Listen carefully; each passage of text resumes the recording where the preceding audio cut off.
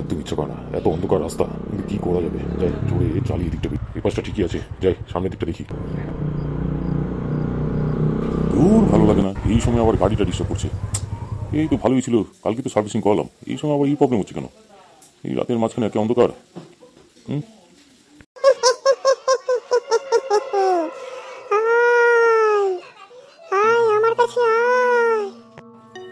ওই বাবারি, এই আবার কিসের আওয়াজ? এরকম আওয়াজ তো কোনোদিন শুনিনি। আমার কাছে আয়, কিরে খেলবি না আমার সাথে? এই আবার কি দেখছি আমি?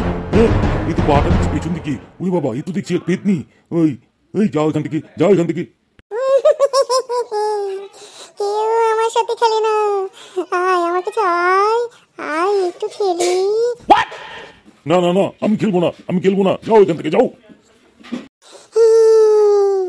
কেউ আমার সাথে খেলতে চায় না, আয় আয় খেলি আয়। না না না, আমি খেলবো না, না না, যাও যাও যাও এখান থেকে। লাগছে লাগছে।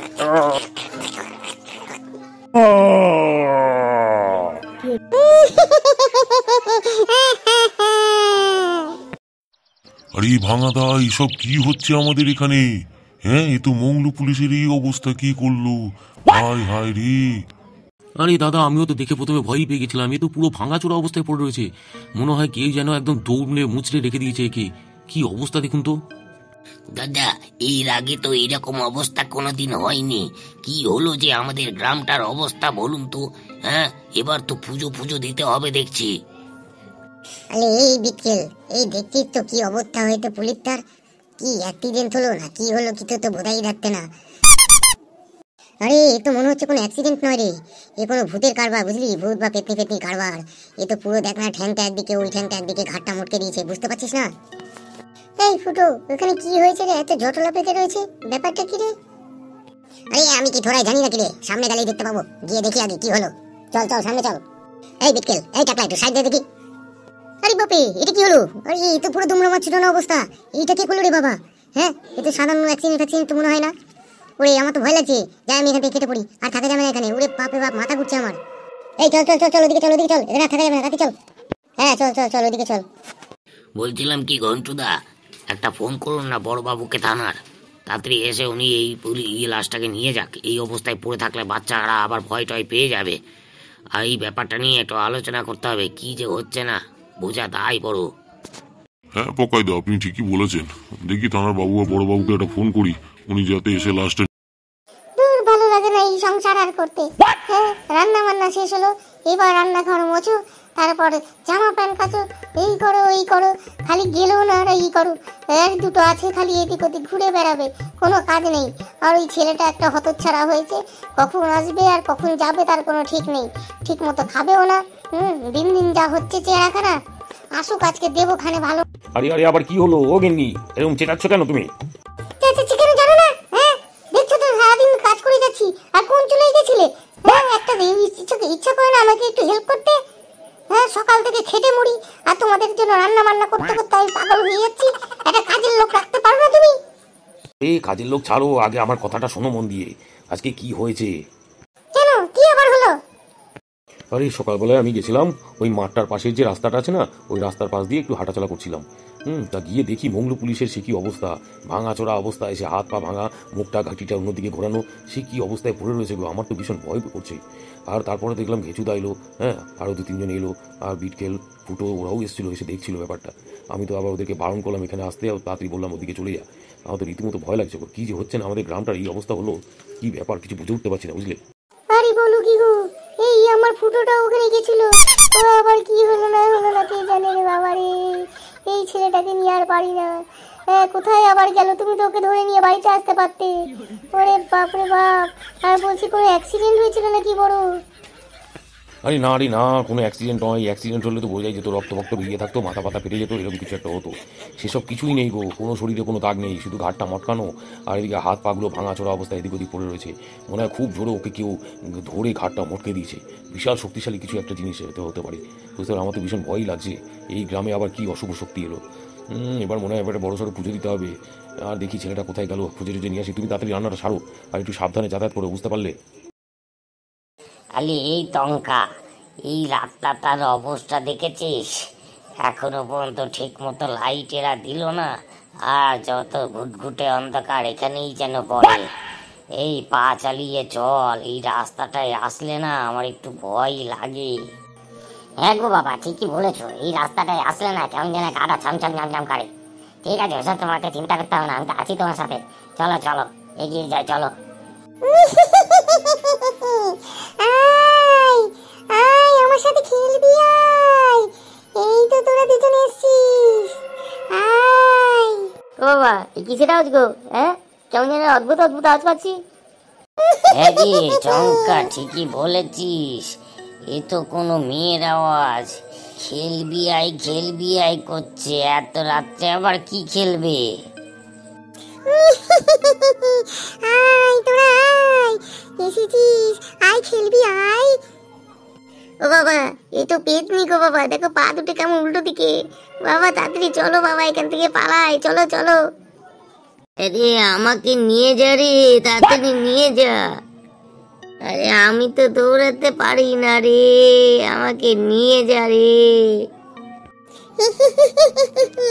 তোকে আর যেতে হবে না, তুই আয়, তুই আমার সাথে খেলবি, আয় কাছে আয়। এই বুড়ো বয়সে আমি কি খেলবো রে? এই যা এখান থেকে, দূর হ তাড়াতাড়ি। এই চল, হাট হাট। কেউ আমার সাথে খেলে না, তুইও আমাকে হাট হাট বলছিস। আয় না খেলি, আয়। আয় এবার খেলি। বাঁচা।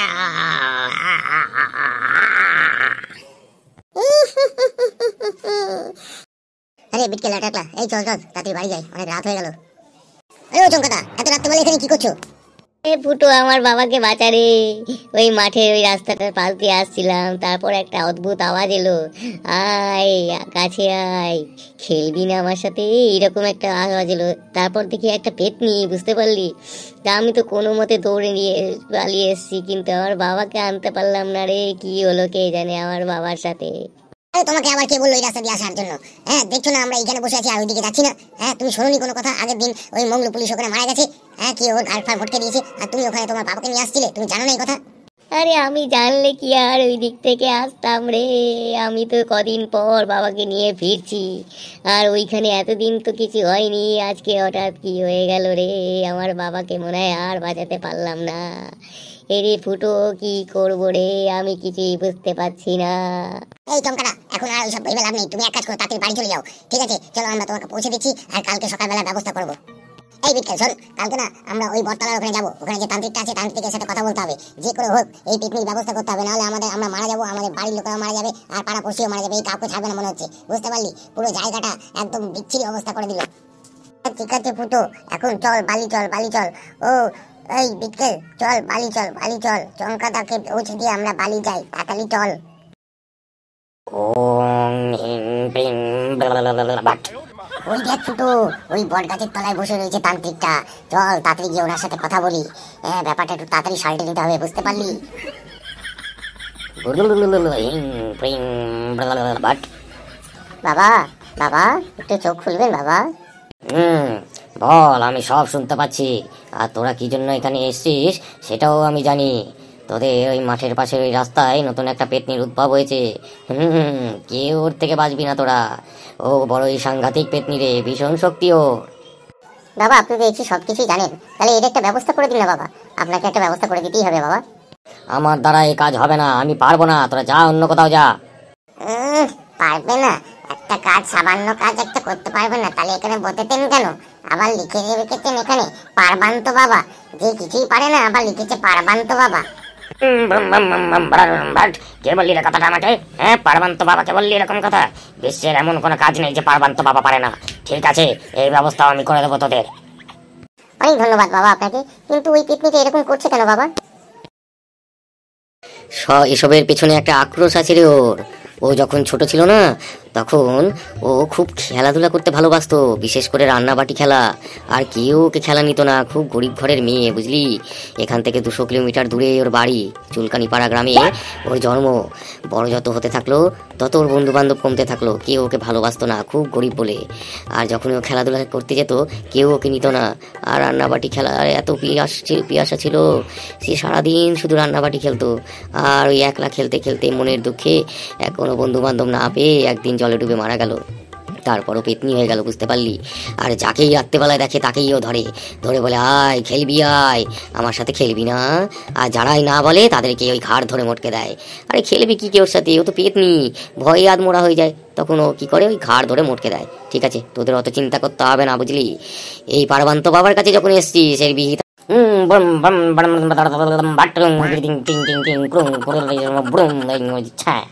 এই নে, এই মন্ত্রপট জলটা ওর নিয়ে যা। আর যখনই ওর কাছে আসবে ওর গায়ে শুধুমাত্র ছিটিয়ে দিবি, ব্যাস, বাকি আর কিছু করতে হবে না। দেখবি ও মুক্ত হয়ে গেছে। যা, তাড়াতাড়ি নিয়ে যা। ধন্যবাদ বাবা, আপনাকে অসংখ্য ধন্যবাদ। ফুটো, বেশ ভয় লাগছে রে, জায়গাটা এত অন্ধকার, দেখ না, যেতেই কেমন ভয় লাগছে। এই শোন, ভয় পেলে চলবে না বুঝলি, জীবন মরণের ব্যাপার আছে, আমাদের পুরো গ্রামের ব্যাপার আছে জীবন মরণের। এই আমার হাতে জল রয়েছে সাধু বাবার, অত চিন্তা করছিস কেন? আসবে, ঠিক ব্যবস্থা হয়ে যাবে, চল এগিয়ে চল। ফুটো, তারপর যদি দলে কাজ না হয় তাহলে কি হবে? এই চুপ কর তো, এত রাজ্যে উল্টো পাল্টা চিন্তা ভাবনা করিস। হ্যাঁ, সাধু বাবা কি উল্টো পাল্টা জিনিস দেবে আমাদের? হ্যাঁ, আর যদি তাই হবে, তা যা হবে দেখা যাবে, আমরাও খেলবো ওর সাথে, দেখো কি করতে পারে ও।